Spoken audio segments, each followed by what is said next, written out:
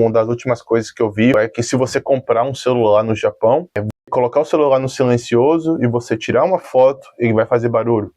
Não interessa a marca, se é iPhone, não interessa se é Samsung, qualquer celular que é vendido no Japão, ele tem essa função já programada para fazer o barulho. E o motivo é porque está tendo muita gente tirando foto de outras pessoas em lugares públicos, lógico, sem autorização.